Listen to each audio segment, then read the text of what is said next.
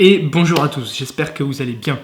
Aujourd'hui je vous retrouve pour une vidéo, elle n'était pas prévue en fait, enfin elle n'était pas prévue. Disons que j'avais pas prévu de la faire maintenant cette vidéo, mais pour vous raconter une petite histoire, hier j'ai la cousine de ma compagne qui m'a appelé, et elle m'a expliqué qu'elle s'était fait mal à l'épaule. Donc en fait ce qui s'est passé, de ce qu'elle m'a expliqué, c'est qu'elle devait déménager des affaires, et dans ces affaires il y avait une valise qui était relativement lourde. Et en fait, au moment où elle a voulu attraper la valise, l'épaule, elle a senti un gros clac-clac dans l'épaule. Et derrière, elle a eu mal à l'épaule. Qu'est-ce qui a pu se passer au niveau de l'épaule? Au niveau de l'épaule, ne l'ayant pas vu et n'ayant pas pu l'examiner, j'ai juste eu le temps de l'avoir au téléphone. Ce qui a pu se passer, c'est deux choses. C'est soit l'épaule qui a glissé légèrement, c'est-à-dire l'humérus, votre bras, qui a glissé sur la cavité articulaire et ça a créé un ressaut. Donc en fait, c'est une petite subluxation, si vous voulez. Ou alors c'est juste tout simplement un crack qu'il y a eu dans l'articulation. Dans tous les cas, si la valise était très lourde, ça va engendrer des spasmes musculaires de défense. Donc ce que j'ai essayé de lui expliquer au téléphone, je vais directement vous le montrer en vidéo. Comme ça, elle pourra la voir directement aussi en vidéo et faire les exercices. Bon, elle l'aura très certainement un petit peu plus tard parce que j'ai déjà des vidéos qui sont prévues et qui sont parties déjà sur YouTube, qui vont être publiées bientôt.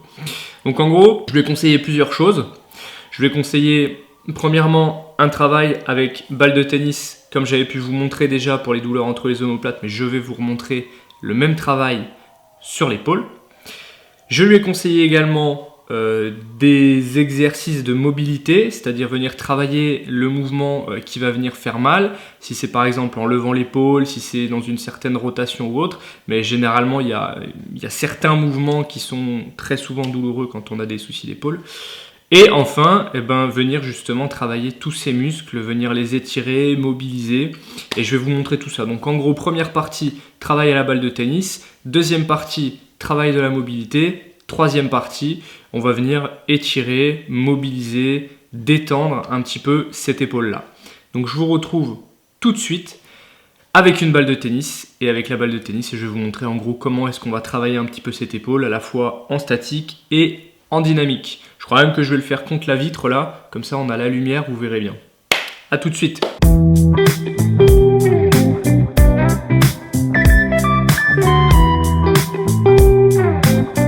Bien, je suis prêt. Donc regardez, j'ai deux balles. Alors la première, c'est une balle de tennis. Donc c'est ce que j'ai l'habitude de vous conseiller dans les vidéos parce que tout simplement c'est plus pratique en fait. Ça vaut pas cher, c'est bien. Le seul souci qu'on a, c'est que si je veux m'amuser à faire ça sur la vitre, le fait qu'il y ait des petits poils là sur la balle, ça va me gêner en fait parce que la balle elle va glisser. Donc si vous voulez une super alternative qui marche sur tous les supports, c'est la grosse balle en caoutchouc. Alors les Anglais ils appellent ça balle de lacrosse, enfin on s'en fout. Vous avez des super balles en caoutchouc sur tous les sites chinois que vous voulez, sur Amazon, etc. Vous tapez juste balle de massage en caoutchouc. Je crois même, si je dis pas de bêtises, que Decathlon a sorti une balle un peu similaire. Bon, elle a des picots, mais elle est quand même dans une matière qui adhère, qui accroche, d'accord? Parce que, hop, voilà, si je me mets là, vous voyez, si je ne fais pas rouler la balle et que je la fais glisser, la balle, elle glisse quand même, quoi. Alors que elle, si j'essaie de la faire glisser, elle accroche directement. Elle accroche tout simplement parce qu'elle est en caoutchouc. Donc je vais vous montrer à présent des petits exercices pour venir travailler justement cette mobilité d'épaule. Et on va le faire en deux parties. Cette première partie, une partie de recherche de points douloureux et une partie de travail de mobilité, on va dire début de travail de mobilité. Donc on va partir du principe que j'ai une douleur à l'épaule gauche, que ce qui m'est arrivé, c'est évidemment la même chose que ce qui est arrivé à la cousine de ma compagne et que je vais lui montrer en fait les exercices que je lui ai dit au téléphone. Elle m'a décrit une douleur qui était plutôt postérieure, c'est-à-dire plutôt à l'arrière de l'épaule. Donc je vais vous montrer à l'arrière et à l'avant, mais le principe est exactement le même, d'accord? Le but au début, ça va être de venir chercher des points qui sont plus ou moins sensibles. Et le fait de venir chercher des points qui sont plus ou moins sensibles, de venir appuyer sur ces points-là, on va moduler un petit peu la douleur. Donc on va permettre au cerveau de modifier un petit peu la perception qu'on a de cette zone-là. Donc simplement ce qu'on va faire, on met la balle sur la zone à peu près qui nous fait mal. On va venir se pencher, c'est-à-dire mettre tout notre poids carrément sur cette zone-là. On va relâcher le bras. Et ce qu'on va faire là simplement, c'est que tout doucement, Vraiment, j'insiste sur le tout doucement, c'est hyper important. Tout doucement, on va venir chercher des points. Il faut imaginer que vous pétrissez de la pâte, d'accord? Là, par exemple, j'ai un point qui est plus sensible. Ben, ce que je fais, c'est que je reste dessus et j'attends que le point soit se dissipe, soit se modifie un petit peu. C'est-à-dire que la sensation soit un petit peu différente. Là, par exemple, je le sens dans le biceps. Par exemple, vous voyez, j'ai une irradiation qui vient dans le biceps. Il faut que ça reste supportable. Il faut que vous puissiez vous détendre sur le point. Et il faut que vous soyez un peu attentif à ce qui se passe en vous au moment où vous faites ces points-là. Donc là, par exemple, le point se dissipe. Donc à partir du moment où il se dissipe, tout doucement, je vais faire rouler la balle et je vais venir chercher un autre point. Et on fait comme ça pour tous les autres points. Et une fois qu'on a fait ça, donc je vais vous montrer sur le devant. Donc là, par exemple, je vais vous montrer du côté droit parce que pour les soucis du tournage. Donc la partie antérieure de l'épaule, donc l'avant de l'épaule, elle va être composée d'une partie du deltoïde, donc le muscle au niveau de l'épaule. Je vous mettrai un schéma. Et des pectoraux, hein, grosso modo. Donc nous, ce qui va nous intéresser, ça va être la jonction, si vous voulez, entre la cage thoracique et l'épaule. Donc en gros, cette zone-là, grosso modo, la zone qui va être ici. Donc ce qu'on va faire, c'est qu'on va venir se mettre contre notre support. Pareil, on va se laisser tomber dessus. Et ce qu'on fait, c'est que bon, vous tournez la tête hein, pour ne pas être gêné. Et simplement, vous allez laisser rouler la balle et chercher des points pareils qui sont sensibles. Là, par exemple, j'en ai un. Donc je reste appuyé dessus jusqu'à ce que le point se dissipe ou modifie un petit peu sa perception. Enfin, que votre sensation, votre perception se retrouve un petit peu modifiée. Voilà. Et on fait pareil. Donc ça, c'est pour la partie statique. Partie dynamique maintenant. On va faire exactement la même chose. C'est-à-dire que vous allez reprendre des points qui sont là pour le coup un petit peu douloureux. Donc par exemple, voilà. Donc par exemple là, j'en ai un. Donc ce que vous allez faire là, vous pouvez faire deux choses. Soit vous prenez l'épaule et vous la levez, et ensuite vous la redescendez. Soit vous levez l'épaule et ce que vous faites, vous voyez, bah là, parfait, on va bien voir. Là, vous voyez, j'ai le téléphone, l'appareil photo qui est pile dans l'axe. Donc vous mettez votre bras comme ça, et ce que vous allez faire, c'est que vous allez faire des rotations externes. Ça va avoir pour effet de contracter les muscles sur lesquels la balle se trouve. Donc en fait, ça va créer une sorte d'automassage, d'un massage automatique que vous allez créer par vos mouvements de bras. Donc il faut juste bien prêter attention à toutes vos sensations et vous allez voir qu'au bout d'un moment, la balle, la zone sur laquelle est la balle va être beaucoup moins sensible, tout simplement parce que le cerveau aura modulé la perception que vous avez de cette zone-là. C'est pareil pour tout. Tout ce que vous faites autour de l'épaule, ajoutez un mouvement d'épaule, soit d'élévation, ok, sur l'avant, soit d'élévation sur le côté, soit de rotation externe ou de rotation interne. C'est vous qui choisissez, vous choisissez le mouvement que vous voulez, simplement ajouter un peu de mouvement pour voir justement un petit peu dans quelle zone vous êtes le moins confortable. Choisissez évidemment le mouvement dans lequel vous êtes le moins à l'aise. Il faut par contre cependant que la douleur ne dépasse pas 5 sur 10. Okay, sur une échelle de 1 à 10, votre douleur ne doit pas excéder 5 sur 10. Sinon après on n'arrive pas à se détendre, on prend le risque d'entraîner des réactions de défense de la part de l'organisme. Donc vraiment respectez cette règle 5 sur 10. Ok ? Maintenant travail de mobilité sur l'épaule. Donc on n'a plus besoin de la balle. Ce qu'on va avoir besoin, en revanche, effectivement, ça va être d'un support, par exemple. Donc la vitre, hein, pour moi. Alors vous en faites pas, les vitres, on les lavera, c'est pas grave. Vous pouvez prendre éventuellement aussi un torchon. Donc moi j'ai un torchon, hop, ici, torchon propre, hein, évidemment. En fait, le torchon, il va être utile pour faire glisser l'épaule un petit peu mieux. Parce que si on met directement la peau contre la vitre, ça glisse pas très bien, ok ? Donc, vous pliez un peu votre torchon.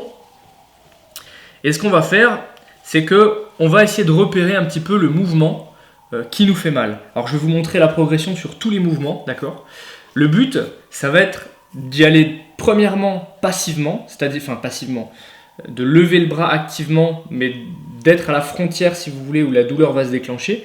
Et la deuxième partie, ça va être un travail encore plus actif, bon, bien que ça le soit déjà, mais un travail encore plus actif où on va effectuer un contracté-relâché. Vous en faites pas, je vous montrerai ça sur tous les mouvements. Donc, on va prendre les mouvements qui sont généralement gênants au niveau de l'épaule. Donc, les mouvements gênants, ça va être quoi ? Ça va être les élévations frontales, ça va être les élévations latérales, ça va être les rotations. Donc notamment rotation externe, plus, et le fait de faire une rotation interne ou en gros venir mettre la main dans le dos. D'accord? Donc, je vais vous montrer la progression pour les personnes qui ont mal quand ils lèvent le bras vers l'avant ou sur le côté. D'accord? La progression va être quasiment exactement la même. Donc ce que vous faites, c'est que vous mettez un torchon sur votre vitre. Alors il faut prendre... moi je ne suis pas très grand, donc je vais pouvoir la travailler quasiment jusqu'en haut. Mais si vous êtes grand, n'hésitez pas à prendre un mur, hein, d'accord? Parce que moi là j'ai le moteur d'Estor, ça va me gêner. Mais prenez un mur si jamais vous êtes plus grand que moi. Étant petit, voilà. Donc ce que vous allez faire, c'est qu'on tend le bras, d'accord? Vous démarrez dans une zone où vous n'avez aucune douleur, d'accord? Vous ne vous appuyez pas, vous mettez juste suffisamment de pression sur le torchon pour ne pas qu'il tombe. Et ensuite, ce que vous allez faire, c'est que tout doucement, vous allez monter, vous allez monter, vous allez monter, vous allez monter, vous allez monter, vous allez monter. Et si par exemple, ici, je commence à avoir mal, ok? Vous repérez à peu près le niveau où ça vous a fait mal. Vous mettez un repère, vous mettez ce que vous voulez, si vous avez quelque chose de visuel, ou vous-même vous faites vous mettez quelque chose, un aimant ou un truc pour vous repérer, et ce que vous faites, c'est que vous redescendez. Et on va recommencer. Et on remonte. Et vous essayez à chaque fois d'aller un tout petit peu plus loin. Il faut vraiment y aller tout doucement, il ne faut pas forcer. Vous voyez, je vais vraiment pas vite. Le but, c'est de contrôler le mouvement et d'essayer de gagner un petit peu en amplitude à chaque montée. Donc évidemment, là je vous fais pour l'élévation frontale, mais pour l'élévation latérale, vous n'avez qu'à vous tourner. Hein. C'est vraiment tout doucement. Hop, j'arrive dans une zone où je suis à l'aise. Je vais monter. Je vais monter, je vais monter, je vais monter, je vais monter. Je monte le plus haut possible. Aïe, ici j'ai mal, ok, je redescends. Ainsi de suite, pour continuer à travailler cette élévation, en fait, si vous voulez, latérale. Ensuite, pour les rotations, donc rotation externe et rotation interne. Ok, rotation interne, c'est si ici je suis en neutre, rotation interne, c'est pour amener la main dans le dos, rotation externe, c'est quand je veux armer pour lancer quelque chose, par exemple. Ça va être la rotation externe. La rotation externe, en fait, elle est souvent douloureuse parce qu'elle a tendance à créer un essorage au niveau de la coiffe des rotateurs qui verrouille l'épaule. C'est une position, si vous voulez, de verrouillage de l'épaule. Les clés de bras, généralement, elles sont faites en rotation externe. Donc, la rotation externe, il faut simplement repérer un petit peu le niveau où est-ce que vous êtes limité. Si par exemple, vous êtes limité ici, ce qu'on va faire, mon petit torchon, alors vous le dépliez un peu plus, ok, vous attrapez un peu le torchon pour éviter qu'il glisse, et là ce que vous allez faire, pareil, on démarre d'une zone où on est bien, et ce qu'on va faire, c'est qu'on va faire l'essuie-glace, c'est-à-dire que l'axe c'est notre bras, et il n'y a que la main qui va lever, ok, donc regardez, ça fait ça, hop, aïe, ici j'ai mal, ok, je redescends, et je recommence. Et à chaque fois, j'essaye d'aller un tout petit peu plus loin. Rappelez-vous, je vous le rappelle, il ne faut pas dépasser une douleur de plus de 5 sur 10. Il faut que ce soit largement supportable. Ok ? Pour la rotation interne, exactement la même chose. Donc enrobez bien le bras pour éviter que le torchon se barre. Ok ? Donc on pose le bras, vous mettez dans une position où vous êtes confortable. Si vous êtes confortable ici, vous mettez ici. Moi, je montre ici pour qu'on soit bien centré par rapport à la caméra, mais vous trouvez une position où vous êtes confortable. Ok, c'est hyper important. Donc ensuite, on va faire pour la rotation interne, c'est exactement pareil. C'est-à-dire que vous, tout doucement, vous baissez le bras. Aïe, ici ça fait mal. Ok, je ne vais pas plus loin, je reviens. Et petit à petit, hop, on essaie de gagner un petit peu. Hop. On essaie toujours, on ne lève pas les épaules, on détend toujours bien les épaules sur tous ces exercices. On essaie d'avoir une action vraiment uniquement sur cette partie-là de l'épaule. Donc là, je vous ai montré le travail en mobilité, qui est relativement simple, hein, vous pouvez le faire sur un mur. Le tout, c'est d'avoir une surface qui va vous permettre de glisser. Donc c'est pour ça que le torchon, c'est pas mal. Il suffit juste de travailler l'amplitude sur l'amplitude de l'articulation, l'amplitude active de l'articulation. Maintenant, je vais vous montrer quelques petits étirements. Donc des étirements que vous connaissez certainement déjà tous. Et je vais vous les montrer également donc, dans tous les mouvements, vous allez voir. Et après ça, normalement, vous avez un plan pour récupérer la mobilité et vos douleurs d'épaule. Donc l'épaule, grosso modo, on va avoir les pecs, on va avoir le deltoïde, ce qui fait le rond de l'épaule, on va avoir les muscles du bras, biceps, triceps, et on va avoir derrière les muscles de la coiffe des rotateurs, ok, pour les muscles intimes de l'épaule. Donc, pour venir étirer ces muscles-là, pour les pecs, vous prenez un encadrement de porte, ok, 90 degrés, 90 degrés. On fait une sorte de baïonnette. Je suis face à la caméra là. Pour étirer les pecs, quand on est comme ça, ce qu'il suffit de faire, c'est juste de tourner le buste vers là-bas. Ok? Donc vous êtes là, je tourne le buste vers là-bas. Et là, vous allez avoir la tension ici. À partir du moment où ça tire, vous êtes en étirement. Il n'y a pas besoin de vous faire mal, il n'y a pas besoin d'aller trop fort, ça ne sert à rien. L'objectif, c'est de vous détendre sur l'étirement, c'est d'avoir un étirement qui soit efficace et qui vous permette de relâcher la tension et surtout de moduler la douleur. Donc ça ne sert à rien d'aller trop fort. Pour les pecs, ok? Donc on va faire également l'arrière d'épaule. Donc l'arrière d'épaule, je lève le bras, je viens mettre soit ma main, soit l'avant-bras sur le triceps, je laisse tout tomber, je descends bien les épaules. Et tranquillement, ce que je fais, c'est que j'amène le bras dans l'autre sens, en fait, vers l'autre. Et ça va tirer, en fait, ça doit tirer ici, ok, sur l'arrière de l'épaule. Donc pareil, hein, si jamais vous avez des douleurs, que vous n'arrivez pas à faire l'étirement, ça ne sert à rien de forcer. Restez sur les exercices de bas, les exercices de mobilité au début. Hein. Voilà. Ensuite, je vais reprendre mon torchon.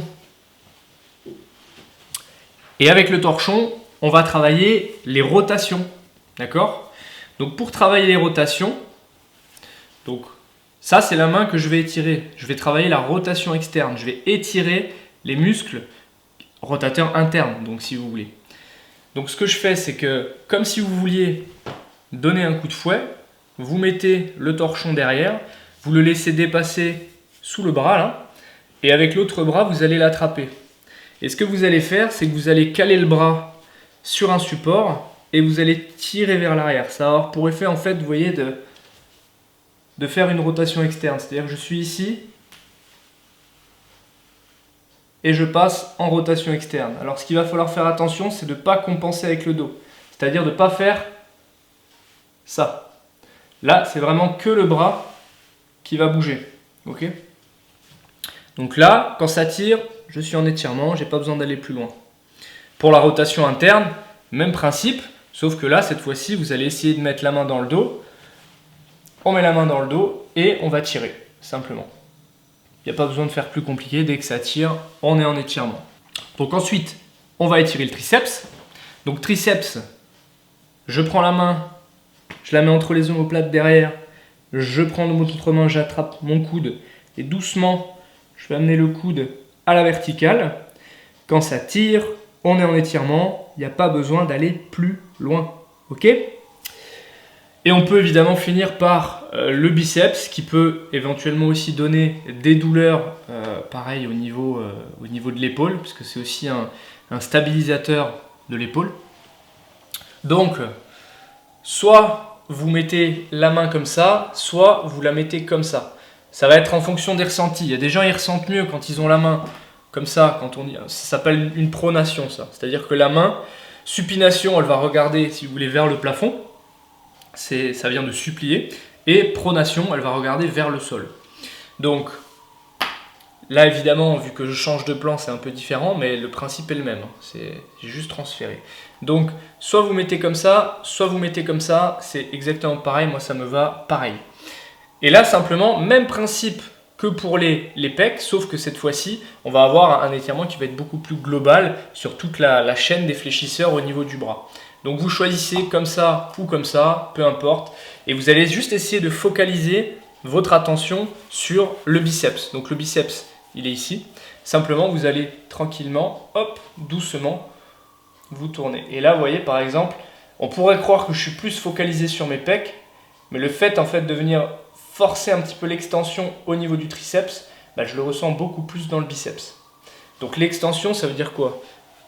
Ça veut dire, ça c'est une flexion, ça c'est une extension. Donc pour faire une extension forcée, vous contractez le triceps, simplement. Donc vous faites une extension un peu comme ça. Et là, si vous fermez le poing, que vous faites une extension et que vous venez faire ça, là je vous garantis que toute la tension, elle est sur votre biceps. Donc pour bien étirer un biceps, ça c'est beaucoup plus global. Si vous voulez bien étirer votre biceps, à la limite vous fermez le poing, vous tournez la main, donc vous mettez le dos de la main contre un support, vous tendez bien le coude. Déjà rien que ça, normalement cette position-là, vous devez commencer à le sentir dans le biceps. Et vous tournez. Donc pourquoi est-ce que le fait de tourner la main, on sent plus le biceps? Tout simplement parce que le biceps est ce qu'on appelle un supinateur, c'est-à-dire qu'il va se contracter. Si vous regardez mon bras, hop, je me suis à la pointe des pieds, je suis trop petit. Si vous tournez la main, voilà, j'ai le biceps qui se contracte, sans que je fasse plus de flexion. Parce que l'action du biceps, c'est ça. Voilà, j'espère que cette vidéo, elle vous aura plu. Travaillez bien vos épaules. Si vous avez des idées de vidéos, juste en dessous. Vraiment, c'est vous qui donnez les idées, donc il faut m'en donner. Je vous laisse vous abonner à la page, rejoignez-moi sur Facebook, posez-moi toutes les questions que vous avez envie de me poser, j'essaie de répondre à tout le monde. En attendant, prenez soin de vous, et puis je vous dis à très bientôt. Ciao.